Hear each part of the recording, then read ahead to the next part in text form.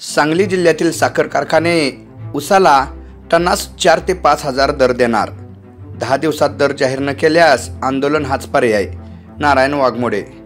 सन 2024-25चा ऊस गळीत हंगाम चालू झालेला असून या वर्षीच्या गळीतास येणाऱ्या ऊसाला कमीत कमी 4 ते 5 हजार रुपये हमीभाव जाहीर करावा अशी मागणी शेतकरी चळवळीचे नेते नारायण वाघमोडे यांनी केली आहे।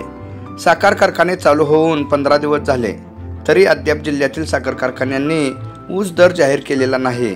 हा एक प्रकारे शेतकऱ्याच्या कष्टावर दरोडा टाकण्याचा प्रकार असल्याचे मत शेतकरी चळवळीचे नेते नारायण वाघमोडे यांनी व्यक्त केले। ते काय म्हणाले ते आता आपण पाहू।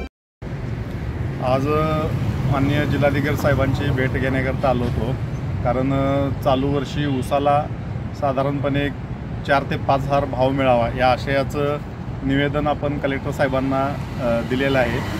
तर काय आहे, ज्या कारखान्यांचं प्रोजेक्ट नाहीत त्यांना 4000 दर सहज शक्य आहे, पण ज्या कारखान्यांचं कोजनरेशन प्रोजेक्ट आहे, इथेनॉल प्रोजेक्ट आहेत, त्यांना 5000 ऊसासाठी टनाल दर द्यायला ह्यावर्षी काही अडचण नाही। कारण शेतकऱ्यांना एकतर विचार केला तर खते आणि मेहनतीचा इतर जर खर्च उत्पादन खर्च काढला तर परवडत नाही, इतका कमी भाव मिळतो।